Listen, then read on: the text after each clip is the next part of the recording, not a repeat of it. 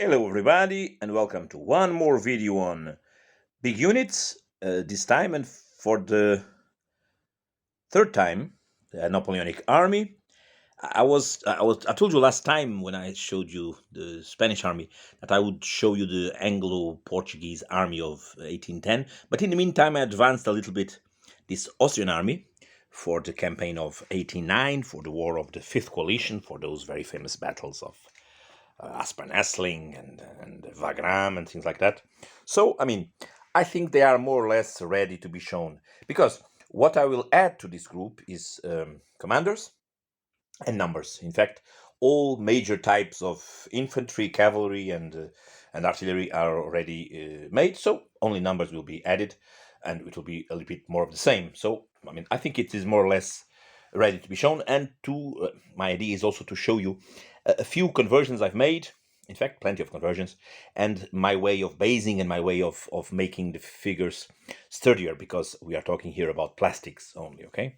So this is an Austrian army for 89, based for Age of Eagles.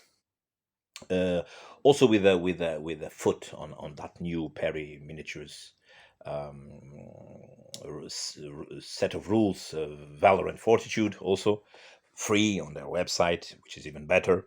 So I'll probably I will try to dive into Valor and Fortitude. Diving into Age of Eagles is not easy because the rules seem to me to be a little bit complicated, as well as are the as well as the Fire and Fury rules are also a little bit complicated, especially for someone who doesn't war game like me, so makes armies upon armies and doesn't really war game. So it will be a little bit difficult for me, but I'll try in the future.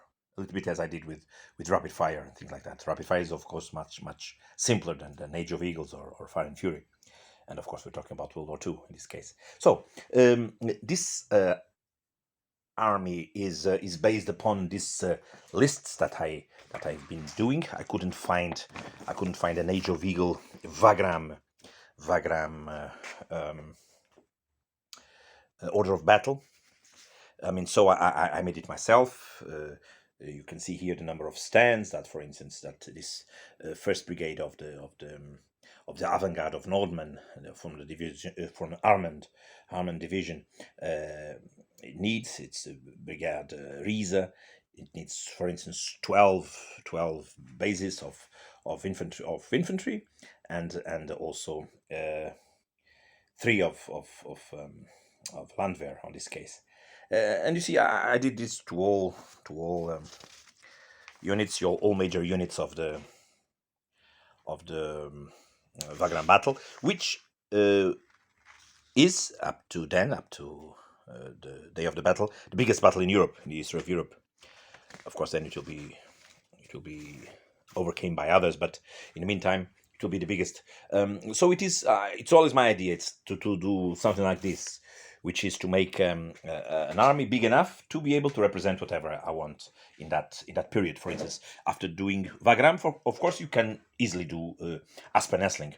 There is one touch or two that you may have to do. For instance, in Wagram there was only one of these regiments. For instance, only one of the Lancer regiments. In Aspern-Essling you need two, but that will be, a quick addition, of course. So let's start with the figures. I think we need a total of. I wrote it somewhere here on my papers. We will need something like 223 bases of infantry. Not bad. I have around maybe 100, so still less than halfway. So, as you can see, still a gargantuous project in front of me. Okay. Now let's see miniatures. What I did with them is using plastics as usual, Italeri, Esci, AJT,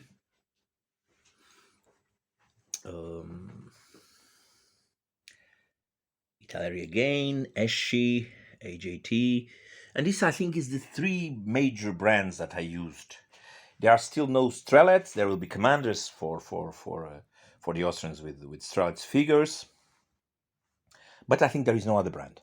So these three brands gave all this that you can see. Of course, in order to achieve what I have here, as I started many years ago, this army, I couldn't use some of the more modern sets. For instance, AJT has a very nice Shako infantry box. I have none of those. And years ago, I converted some French, as you can see here, that strange uniform of the French, in which it is not 1808 nor 1812 nor nothing. That Esci strange uniform I converted to the Austrian 89 infantry. The first ones that were equipped with the Shako were the Hungarians, as everybody knows. So these guys, as you can see, after some cuts here on the back, they became very reasonable Hungarian infantry with those very beautiful blue trousers, of course. Also, there was a tuft of green stuff on the helmet to portray the I think it was oak leaves, right? They used on the shako. The back peaked part of the shako is made with the help of paint only, and all figures had also a backpack. Many of these figures of Esci, as everybody knows, are incomplete in that regard. Many don't have backpacks. So I used old figures that were without head or things like that to give packs to everybody. So everybody has backpacks in this army. The same happens, for instance, with, let's pick randomly one of them. For instance, you can see here some German infantry. All of these guys, they already had, in fact, the backpack. But there is a funny thing I want to show you here. You can see this guy here, this one here in the middle. It was he was in the past when he was born. He was a runner. He was running, which is a very bad figure for wargaming, because of course only holding holding itself to the stand with one leg, it tends to flocking, to lose paint. So what I do is to use a little bit of heat from a lighter, as you can see here where my nail is, and bend the leg up to reaching the ground. It gives a much better bond. Okay. Also, another thing I do is, as you can see here, figures are always touching each other. You can see the rifle of this guy here touching the helmet, this guy here touching the elbow, and so forth. All of them are touching each other because it makes really a much better bond when you are holding the stand. It is something that I also advise if you are doing plastics. Let me try to find, for instance, these guys here. You can see here again two runners. One of them, the one to the left, is the Esci figure. The one to the right is the Italeri figure. They're very similar, but they're different brands. And you can see both legs, both left legs, touching the ground, and then being glued to the ground with a little bit of electric glue. And then, with a bit of sand and a bit of scatter material, you have a reasonable base. So this is the way I make things much sturdier for all these units. And you can see here the first regiment with the white flag, and the other ones with the yellow flag, as everybody knows. So, for instance, here you can see something that is not nowadays very peaceful, which is, of course, German Fusiliers with the Shako in 1809. Maybe it was proper to later periods of the Napoleonic Wars, but even so, I mean, I used it because, in fact, I paint them for so many years that I placed them into this army, and more like the ones I've showed you before, a little bit everywhere. Also, these guys here still have, they're Hungarians, but still with the Raupenhelm, with the caterpillar helmet. So I mean, probably this should be phased out. There's still one battalion missing. And more of the infantry here.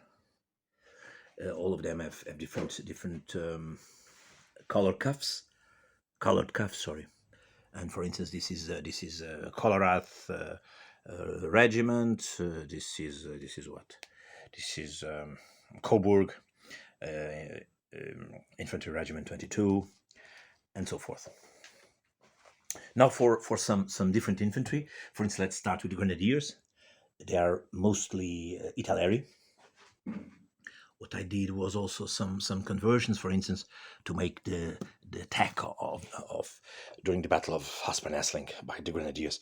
The officers were on horse, so I converted this Italeri figure, several of them, in fact, and I placed a new head from the Grenadier set, from the Grenadier figure, sorry, because the set of Italeri is a mixed set of Fusiliers and Grenadiers.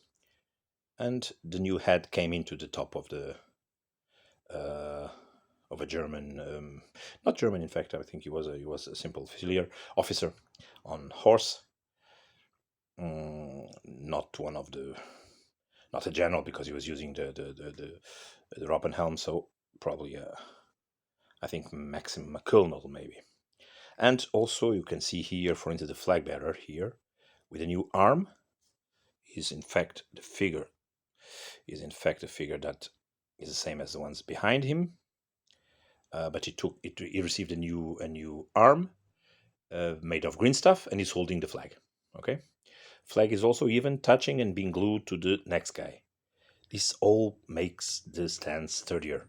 It's my advice. I mean, I'm not a professional, nor I mean, I do something else for my living, of course. But I mean, this is an advice for someone that made already a few tens of thousands of figures. Try to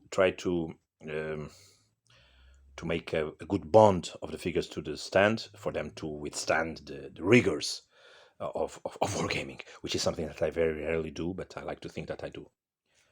Okay, so this is, for instance, one of the battalions. This is what? This is Scharlach Grenadier Battalion. You see more or less of the same. For instance, I also used the very old Airfix. In fact, there is no three brands. There are 4 brands, because Airfix is also here, and these guys are the very old American War of Independence Grenadiers, and they're also conversions. You can see here the officer, and you can see the marching Grenadiers. In fact, it is not that bad, because this kind of shako that the Austrian Grenadiers was used up to the end of the century. So probably many of them were still used at the beginning of the century. And we are in 1809, so I mean, it's not probably a big crime to place them into some of the units. What these figures need is, of course, as they have no backpacks and no saber and bayonet, I took sabers and bayonets from other figures and I glued them to the bodies of these Grenadiers before painting, of course. And the flags are the usual NAP flags taken from their very nice and free website. And then the last battalion is another group of Grenadiers with a few changes also. For instance, you can see here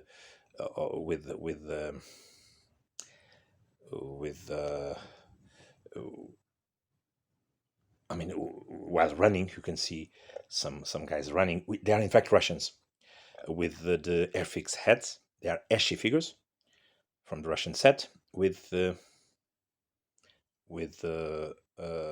Airfix Grenadier heads. For some variety, it makes the stand a little bit more lively, and all those 4 stands are a little bit different from others. Again, the trick of everybody is touching each other, as you can see. Everybody's somehow leaning the rifle or something like that into the other one for the stand to be sturdier. Now for some directly painted Landwehr, 3 different units of Landwehr, which are also very necessary for these campaigns, for the Austrian campaigns, for whatever Austrian campaign. In fact, you can see some Grenzers also. These Grenadiers are something completely different from the Hat Industries Hoffer. I mean, they are again French infantry from Italeri and Esci, with ads from the Scots Grey, from the Esci Scots Grey.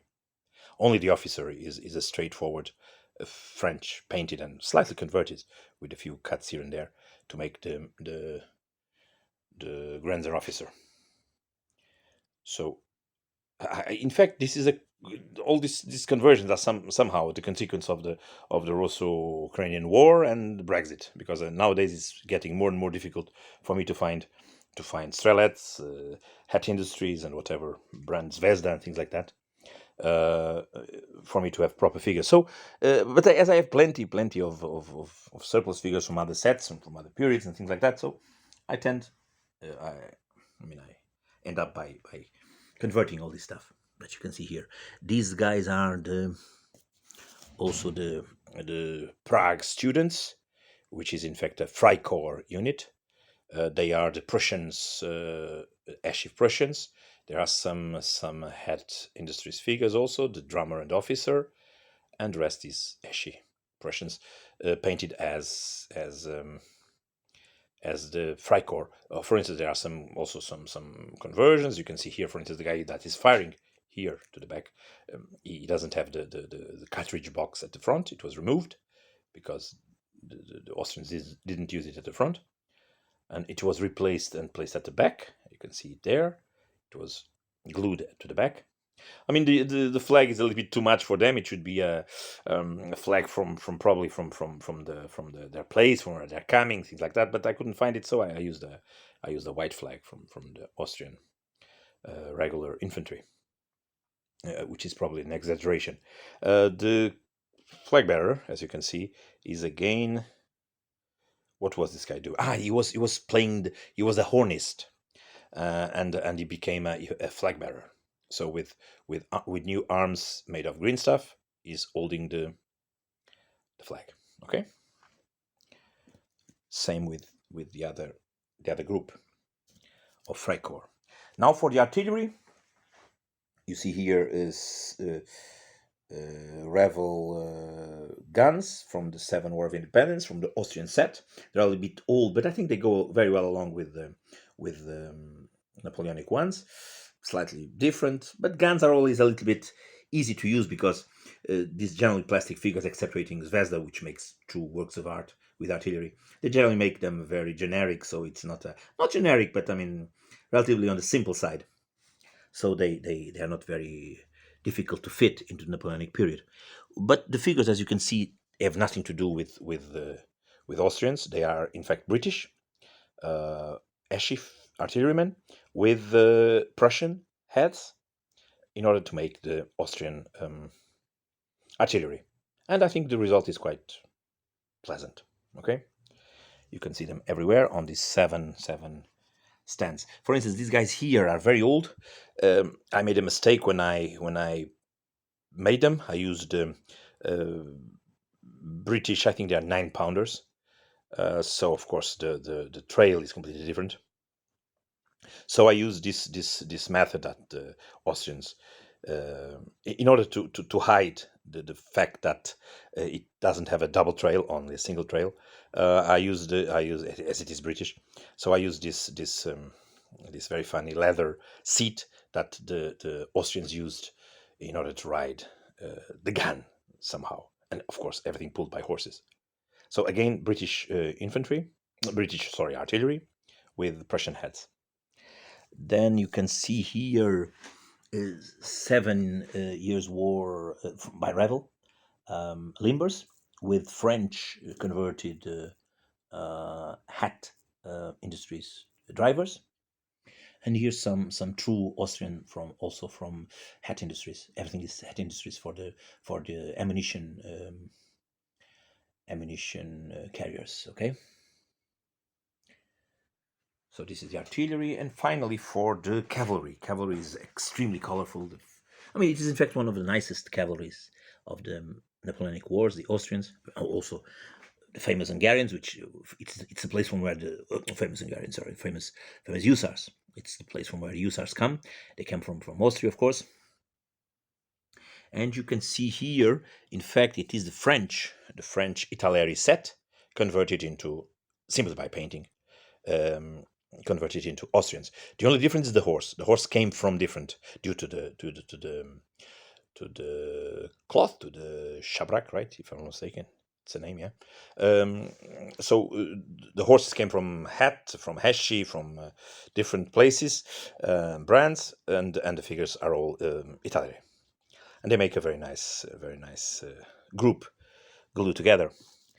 You can see here, for instance, the very old Airfix Hussar horse, British Hussar horse, coupled here with an Esci horse and with Italeri French Hussars, and everything is now Austrian. So a big mess, as you can see.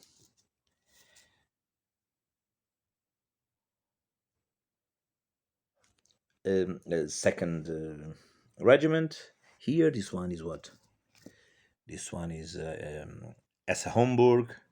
And these three regiments are in fact the three regiments belonging to the Nordman's avant-garde of the Austrians for Wagram. Then a third. Then there is a Lancer regiment here, which is obviously the Esci figures with new plumes, new plumes on the chapska, and with new lances also made of broomsticks. Okay, and paper flags. And this is the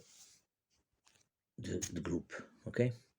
Now some dragoons from AJT, also some chevaulegers here. Chevaulegers and dragoons are always a little bit confusing in the Austrian side, because some of them wore white and vice versa, so it is always a little bit confusing. You can see here this is the chevaulegers, the Vincent regiment. It is in fact made, half of it, 3 of the stands are made from old cuirassier by Esci, French cuirassier. They were converted to after trimming some parts. They are made to look like Austrian chevaulegers. And then here, even more strange. For instance, you can see here, or maybe this one here, which is the flag bearer stand. You can see here, for instance, Scots Grey by Italeri turned into with Italeri Robin helms turned into Austrian chevaulegers. And finally, the same trick that I used for these 3 groups here. You can see these 4 stands. Austrian cuirassier, much before the release of the Hat Industries Austrian cuirassier. I made this from the French Esci set. Okay, don't forget that the Austrians don't wear the cuirass to the back, only to the front. So here you have them. Okay, and again, the horse, as you can see, virtually all legs of the horse are always glued to the stand for them to be more, look at here, to be much more secure. And in fact, when you hold the figures, if you are not very careful, it won't harm them, because almost everything is glued somewhere, which makes a very good bond. And this is it. So I'll continue to enlarge this sorry to focus, this Austrian army. I'm using also this fantastic book by Histoire et Collection, of course. It's a great book. It helps you a lot. It's the book about Wagram, and very difficult to find nowadays, but a very good reference, especially for the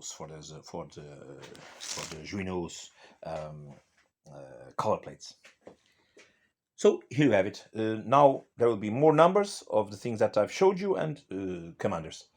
and the rest is already here. So I hope you have enjoyed.